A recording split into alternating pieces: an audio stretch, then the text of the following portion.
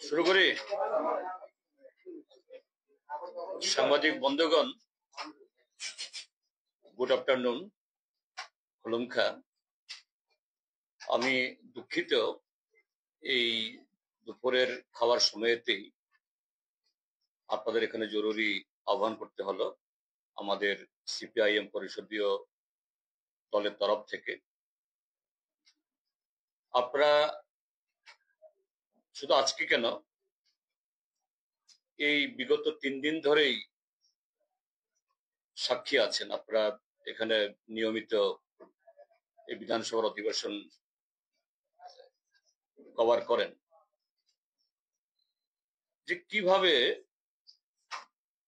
আমাদের এই পবিত্র বিধানসভার সমস্ত রুলস এন্ড প্রসিডিওর, তার কনভেনশন এবং তার ঐতিহ্যকে লঙ্ঘন করে,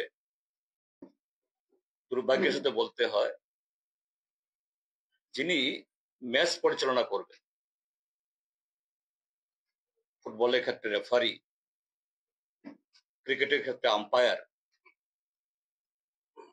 বিধানসভার ক্ষেত্রে, লোকসভার ক্ষেত্রেতে অধ্যক্ষ বা স্পিকার,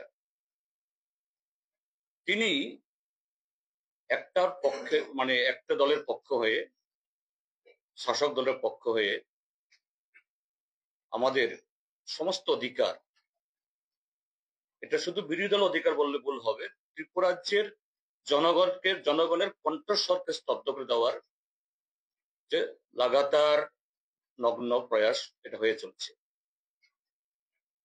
আজকে 26শে মার্চ 2025 ইংরাজি, সম্ভবত ত্রিপুরাজ্যের বিধানসভার ইতিহাসে একটা কলঙ্কময় দিন, একটা দিন দুপুরে অমাবস্যা নামার মতো একটা ঘটনা ঘটেছে।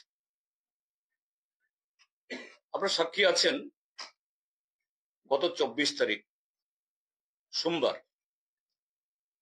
আমাদের ভারতীয় গণতন্ত্রের তার ঐতিহ্য পরম্পরা অনুসারে প্রধান যে বিরোধী দল, তার নেতা,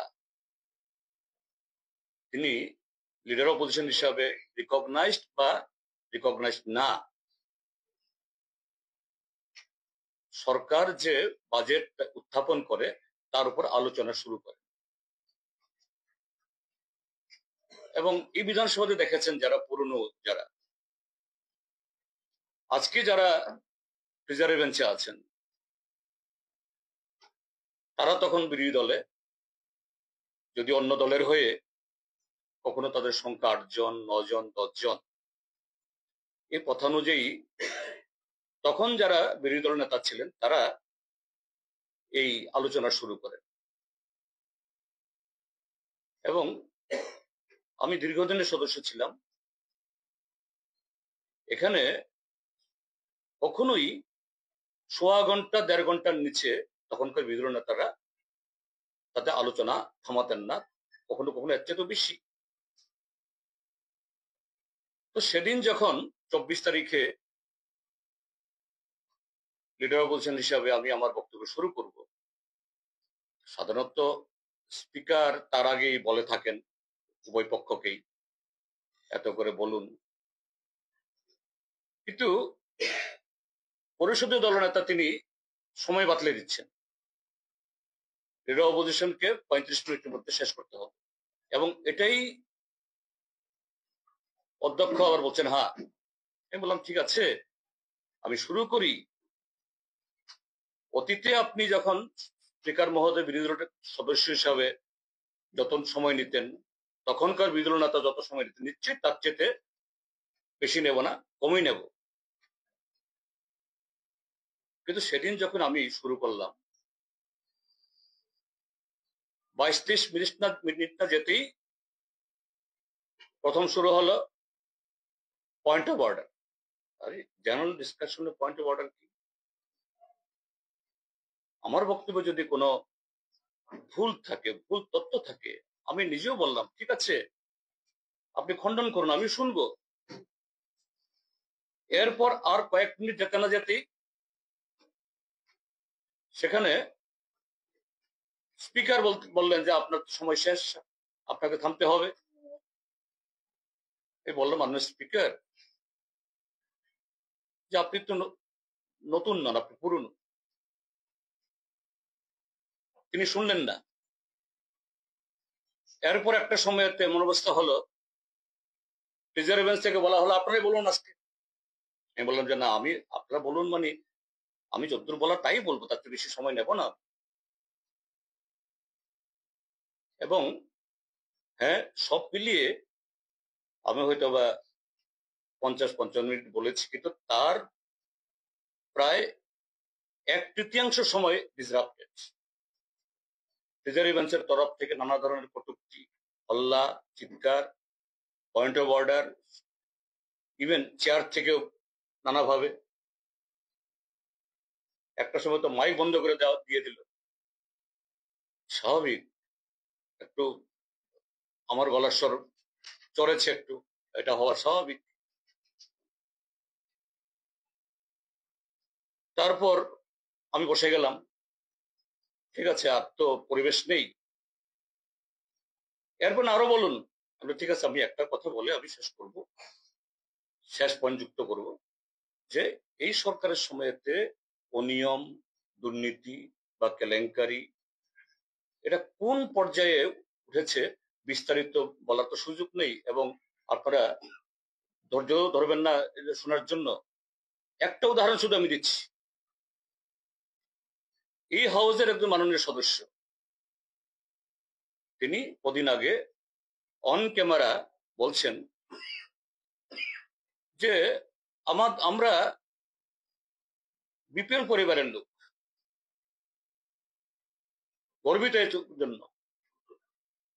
বিপিএল মানে তার মধ্যেও সবচেয়ে যিনি মানে কি বলে অতি অতি গরিব। দেখা গেল এই সেদিন সেই পরিবারের একজন সদস্য, তিনি নাকি এই বছরের হাইয়েস্ট ট্যাক্স পেয়ার, সর্বোচ্চ করদাতা, মুখ্যমন্ত্রীর হাত থেকে পুরস্কার নিচ্ছেন সরকারি একটা ফাংশন থেকে। তো যে পরিবারের সদস্য বলছেন, সেদিনও তো তারা বিপিএল ছিলেন এবং বিপিএল হিসেবে গর্ববোধ করেন। স্বাভাবিক, বিপিএল হলে তো তিনি তার অধিকার নেই তা নয়, বিপিএল হওয়াটা কোনো অপরাধ না, কোনো পাপ না। কিভাবে হলো এই যে মিরাকুলাস যে তার উত্থান, যদি ক্ষমতার অপব্যবহার না হয়? তার উৎস কি? ত্রিপুরার যে দুর্নীতি এবং এই সরকার, এটা যে সমার্থক, এটা যে কমিশন রাজ সর্বত্র, পঞ্চায়েত থেকে মহাকারণ। এবং দেখলাম, আমি কারোর নাম উচ্চারণ করিনি, আপনারা দেখেছেন, একজন মন্ত্রী তেরে উঠলেন, ঠিক যেন ঠাকুর ঘরেকে কলা খাই না, সে প্রবাদ অনুসারে। আর পরিষদ দলের মন্ত্রী এই কথা বলে আপনি আপনার জাত চিনাইছেন। আরে এটা কোন ধরনের? একজন সিনিয়র মোস্ট মিনিস্টার কাছ থেকে আমি আর কথা বাড়াইনি, আমরা প্রতিবাদ করে আমরা বেরিয়েছি। তো গতকাল মঙ্গলবার আমরা ভাবলাম ঠিক আছে, উত্তেজনার ইয়েতে সিনিয়র মোস্ট মিনিস্টার কথা বলে ফেলেছেন, তিনি নিশ্চয়ই তার একটু মানে বিলম্বে হলেও একটু বোধোদয় হবে, তার চিত্ত একটু বৈকল্য হবে। মাননীয় স্পিকারকে বললাম বিনয়ের সাথে, আমাদের এই ডেপুটি লিডার তিনি উত্থাপন করলেন অত্যন্ত মিষ্টি ভাষায় বিনয়ের সাথে, যে স্যার এই হয়েছে, এভাবে তো একটা হাউস কলঙ্কিত হলো, এটা কারোর জন্যই শুভকর না, তাকে বলুন এটা উদ্র করতে। আমরা কোনো বলিনি তাকে শাস্তি দিতে হবে, তাকে সাসপেন্ড করতে হবে। উল্টা কালকে বলছেন আবার কিস্তি খেওয়ার করে বলেছি, ঠিক বলেছি, তো তা নয়, তাদের ভাষায়, সমাজ বিরোধীদের ভাষায় যে মেলার মাঠে ঢুকিয়ে দেব, বিধানসভা থেকে বলতে পারে? সেদিনও বলেছেন, কিন্তু অগত্যা কি করবো, বিচার পাচ্ছি না, বিচার পাইনি। কালকে এখানে এসে আমি প্রিভিলেজ পোর্শন মুভ করলাম, এবং আমি জানি যে এই হাউস যেভাবে চলছে আমরা দেখছি, আমি গত 2 বছর এখানে যা খুশি হয়, যা খুশি হতে পারে, এটা মাথায় রেখেই রিসিপিয়েন্ট স্পাসে একদম টাইম লিখিয়ে নিয়ে আসলাম। এবং এরকম কোনো চিঠি জমা পড়েছে কিনা গতকাল বা তার আগের দিন যিনি ক্লার্ক তার কাছ থেকে, কারণ যে কোনো অফিসে রিসিভ এন্ড ডিসপাস হলো অফিসিয়াল প্রুফ। কি অভিযোগ পেয়েছেন, কি সাজেশন পেয়েছেন, এখন বাইরে কারোর পকেটে, কারোর থলিতে কি দিল, কবে দিল, এটা গ্রাহ্য হয় না। আজকে দেখেছেন মাননীয় স্পিকার তিনি বলছেন আমি 2টো প্রিভিলেজ পোর্শন পেয়েছি। তার একটা হলো পরিষদ দলের মন্ত্রী, যে সোমবারের ঘটনা ত্রিপুরাজ্যের প্রায় সব কটা প্রিন্ট মিডিয়াতে, সমস্ত কেবল চ্যানেলে প্রকাশিত হয়েছে, হুবহু ইনটু টু, এবং যার যার মতো করে যার যার পত্রিকা দিয়েছেন এরকম অবব্যাচরণের। আজকে উত্থাপন হলো যে 2টো পেয়েছি, এবং প্রথমটা পরিষদ দলের মন্ত্রীর। সেটা কি, একটা পত্রিকা এই লিখেছেন এতে তার সম্মানের ব্যাঘাত হয়েছে, সম্মানহানি হয়েছে, আরো নানা কথা বললেন। এবং এটা করে এই দ্বিতীয়টি, যেহেতু একটা সেশনে 2টো পোষণ নেওয়া যায় না, একটাই দিতে হবে, কাজে দ্বিতীয়টি বাতিল। আমি আপনাদেরকে বলছি কিভাবে হলো। গতকাল আমার এই প্রিভিলেজ পোর্শনের পর থেকে তাদের টনক নড়ছে। গতকাল সেশন শেষ হওয়ার পর এই বিধানসভার ভেতরে কাল রাত 10টা অব্দি এই জালিয়াতি হয়েছে।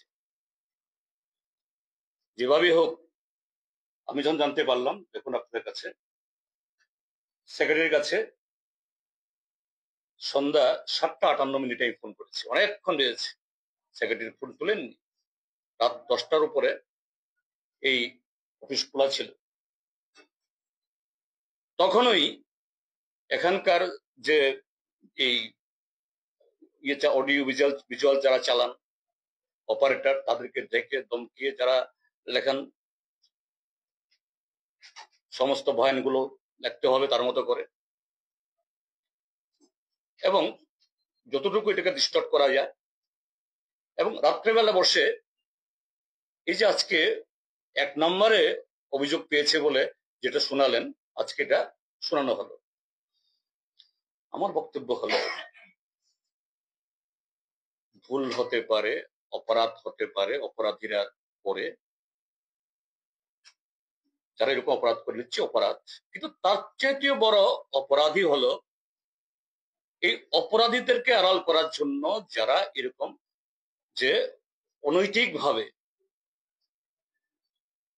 ম্যানিপুলেট করে একটা ক্লাইম্যাক্স তৈরি করে আজকে করেছে, আজকে এই ত্রিপুরা বিধানসভাতে হয়েছে। এবং দুর্ভাগ্যের চেয়ার থেকে কিভাবে মেলাইন করা যায় বিরোধী দল, আমি দেখেছি। আমি 20শে মার্চ 2024 আমি বিরোধী দল নেতা হিসাবে শপথ নিয়েছি। আমার এই অ্যাপয়েন্টমেন্ট পেতেও চিঠি দেওয়ার পরও প্রায় 2 সপ্তাহ বাদে এই না সেই না এই, আরে সাধারণত নিয়মটা কি, প্রিন্সিপাল অপোজিশন যখন চিঠি দেয় স্পিকার গ্রহণ করবেন, সেই ক্ষেত্রেতেও তালবাহানা। এটা বাইরে বলার কথা, আজকে বলতে বাধ্য হচ্ছি। প্রায় 2 সপ্তাহ বাদে অ্যাপয়েন্টমেন্ট হলো, গাড়ি দেওয়া হয় না। এরপর একদিন সেক্রেটারি দিলেন, সেক্রেটারি গাড়ি দিল আমার পিএস কে, মুখ গাড়ি, উইদিন আওয়ার এই গাড়ি তুলে নিয়ে গিয়ে চিফ হুইপের দুটো গাড়ি থাকা সত্ত্বেও তৃতীয় নম্বর গাড়ি দিয়ে দিল। আমার গাড়ি নেই, একটা ভাড়া গাড়ি দিয়ে পাঠানো হলো। এর সাথে আমার স্টাফ, স্টেশনারিজ এগুলি পাওয়ার ক্ষেত্রে কত ধরনের তালবাহানা, অর্থাৎ বিরোধী দলকে যতটুকু নেগলেক্ট করা যায়। আপনারা দেখছেন এই মাননীয় স্পিকার এবং এই পরিষদ দল নেতারা যখন বিরোধী দলে ছিলেন তারা তো অপোজিশন বসতেন, তখন এটা ব্লকটাই অপোজিশন। ত্রিপুরা মথা যখন এখন অপোজিশন পার্টি না, তারা শাসক দলের, কিন্তু অটোমেটিক সিপিআইএম বিরোধী দলের মর্যাদা পাওয়ার পর এই রুম পাওয়ার কথা দেওয়া হলো না। স্পিকার মহোদয়কে আমি নিজে কথা বললাম, তিনি শুনলেন কিন্তু বললেন না কিছু। এবং গত 3-4টা সেশন পদে পদে পদে কিভাবে আমাদের কাটিল করা যায়, আর যা করলো এই প্রিভিলেজ পোষণকে নিয়ে, অর্থাৎ অপরাধী তো অপরাধ করেছে নেই, তার চেয়েও বড় অপরাধ আজকে এই রাজ্যের মাঠে ময়দানে গণতন্ত্র নেই, বিরোধী দলের যে ঘুরিয়ে দেওয়ার সমস্ত রকমের আক্রমণ হচ্ছে। এখন এটা বিধানসভার মধ্যেও এসে এইভাবে গণতন্ত্রের একটা কালো অধ্যায় দিন দুপুরে একটা অমাবস্যা নেমে এসছে, এবং দুর্ভাগ্যের এতে নেতৃত্ব দিচ্ছেন আমাদের মাননীয় অধ্যক্ষ, যিনি নিরপেক্ষ ভূমিকা পালন করবেন। সেদিনও গিয়ে এই মুখ্যমন্ত্রী অফিসিয়াল রেসিডেন্সি গিয়ে মিটিং করছেন, এবং পত্রিকাতে আপনারাই হেডলাইন করেছেন অনেকে, যে এই অধিবেশনে বিরোধীদেরকে কিভাবে জব্দ করা যায় তার স্ট্র্যাটেজি। 19 দিন সবাই গেছেন, আমি চা খেতে গেছি। আরে চা খেতে গেলে যদি এরকম কোন নিউজ পেপার খবর করেছে, আপনার সেক্রেটারি থেকে প্রতিবাদ হবে, শাসক দলের তরফ থেকে প্রতিবাদ হবে, মুখ্যমন্ত্রীর যে অফিসিয়াল ফেসবুক হ্যান্ডেল সেখানেও পোস্ট দিয়েছেন আজকে মিটিং হয়েছে, এবং সে মিটিং এ কে উপস্থিত? স্পিকার, ত্রিপুরা মথার সুপ্রিমো, বিধায়ক আছেনই, যা সাধারণত হয় না। যাই হোক, আমরা এগুলো ইগনোর করছি, কিন্তু আজকে বিধানসভার রুলস বুক, রুলস এবং প্রসিডিউর, এগুলি সবগুলাকে জলাঞ্জলি দিয়ে যা করা হলো, আমরা সিপিআইএম এর প্রতিবাদে এই সেশনের পুরো বাকি দিবসগুলো আমরা বয়কট করছি। কারণ এই স্পিকারের তার বিহেভিয়ার যদি পরিবর্তন না হয়, এখানে জনগণের কথা তোলা যাবে না, কৃষকের তোলা যাবে না, শ্রমিকের তোলা যাবে না, বেকার যুবকদের তোলা যাবে না, সাংবাদিকরা আক্রান্ত, যারা বহু পয়সা খরচ করে সংবাদপত্র চালান, যারা তাদের সাথে নানাভাবে এই কি বলে বঞ্চিত করা হচ্ছে, এ কথা তোলা যাবে না। তো এখানে এইভাবে সময় নষ্ট করে তাদের এই সমস্ত অগণতান্ত্রিক বেলাল্লাপনা দেখে আমাদের মূল্যবান সময় নষ্ট করা অনুচিত। আমরা এই বিষয়টি যে রাজনৈতিকভাবে আমাদের উপর, অর্থাৎ গণতন্ত্রের উপর, আমাদের উপর মানে তো সিপিএম না, গণতন্ত্রের উপর একটা সংবাদপত্রকে দুর্বল করার জন্য আজকে যে এই ঘোষণা অ্যাকসেপ্ট করালেন অন্যায়ভাবে, সম্পূর্ণ ইলেগাল, যে রিসিপ্ট এন্ড ডিসপাস খুললে পাওয়া যাবে। এবং সবাই গেছেন কি, আমার কাছে পরিষদ দলের এই মন্ত্রীর পিএ, আমার পিএর হাতে দিয়ে গেছেন, পরিষদ দলের মন্ত্রীর পিএ কি। তো এই জন্য যে আপনাদের কাছে, আপনারা সাক্ষী, আমার সুবিধা হলো অনেক ঘটনার, সব ঘটনার সাক্ষী, যে এইভাবে যদি গণতন্ত্র ধ্বংস হয়ে যায়, ধূলিসাৎ হয়ে যায়, ত্রিপুরার যে আজকে এদের হাতে নিরাপদ থাকবে না। 12টা 10 কোথায়? যে কোনো নোটিশ তো পড়বে কোনো অফিসে, তার রিসিপিয়েন্ট পাশে। এটা যদি বলা হয় যে না আমার অফিস থেকেও ওই কেরানির কাছে দিয়ে এসছি আমরা 11টার সময়, গ্রহণ করবে এগুলো? এবং স্পিকারের কথা বললেন না আমার হাতে দিয়েছেন, স্পিকার এও বলেছেন আমার পিএস এর হাতে। তার পিএস এর হাতে দিয়েছেন কিভাবে তিনি বুঝলেন? এটা তো তিনি অসত্য কথাও বলতে পারেন। প্রমাণ করবে তো ডকুমেন্ট, প্রমাণ হবে ডকুমেন্টে, প্রমাণ হবে তার সিরিয়ালে। কি ধরনের জালিয়াতি? মিথ্যা শব্দ তো বিধানসভাতে, যদিও এটা হাউসের ভেতরে না কিন্তু ইয়ের ভিতরে, হ্যাঁ তিনি সত্য কথা বললেন এইভাবে, নিজের অস্তিত্বকেই তিনি অস্বীকার করলেন। আজকে নিজেই তিনি এই বিধানসভার গরিমা, স্পিকার হয়ে যার রক্ষা করার কথা, তিনি এটাকে দুর্বল করে দিলেন। আপনার যে কাগজটা আমরা হোয়াটসঅ্যাপে পাইছি, আমি যাই হোক আমার কাছে খেয়াল একটা করে ঠিকই আছে, এটা তো একটা করে আমি লিখিনি, এটা তো লিখেছে হলো, হ্যাঁ রাইট রাইট ওটাই হবে। এটা তো তাহলে স্পিকার এটাও সত্য বলেছেন, এটা প্রমাণ। স্পিকার বলেছে 1:55, আমি এটাই বলছি, একটা করেই হবে, ঠিকই আছে। আর কালকে রাত 10টা অব্দি এখানে সব চলেছে এবং রাত 10টাতে এই চিঠি লিখে এরপরে এই ষড়যন্ত্রপনা হয়েছে। মানে এটা তো মানে জালিয়াতিরও জালিয়াতি, কত বড় জালিয়াত এ রাজ্য দেখলো, দুর্ভাগ্য।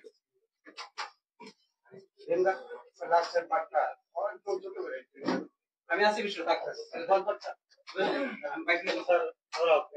ঠিক আছে নাইদি ই অ্যাসেম্বলিও পুজানি সিমিনো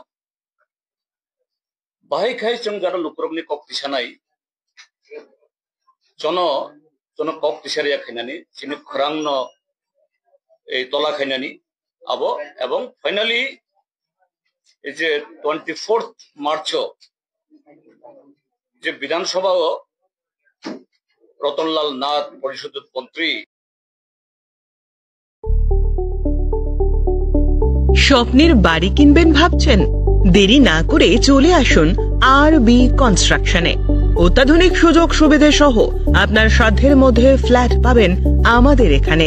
রয়েছে ব্যাংক লোনের সুবিধাও। আগরতলার সার্কিট হাউস, দুর্গা চৌমুহনী, প্রগতি রোড ও কলেজ টিলার মূল সড়কের পাশে। কলকাতার নাগের বাজার, কৈখালি, মালিবাগানে রয়েছে আমাদের ফ্ল্যাট। প্রতিটি ফ্ল্যাটে রয়েছে পার্কিং ও লিফটের সুবিধে, পরিশোধিত পানীয় জল, জেনারেটর সহ আলাদা ট্রান্সফরমার। তাছাড়াও নিরাপত্তার জন্য থাকছে দিবারাত্রি সিকিউরিটি গার্ড, রয়েছে সিসি ক্যামেরার নজরদারিও। তাহলে দেরি না করে আজই যোগাযোগ করুন আরবি কনস্ট্রাকশনে। আমাদের ঠিকানা আরবি construction, Jhuma Chakraborty, circuit house, পুরনো রাজভবনের পিছনে। যোগাযোগ 8787495180 এবং 9436123139 এই নাম্বারে। জুড়ে থাকে বাঁধন আপনার চেয়েও আপন, জুড়ে থাকে বাঁধন আপনার চেয়েও আপন, আপনার চেয়েও আপন।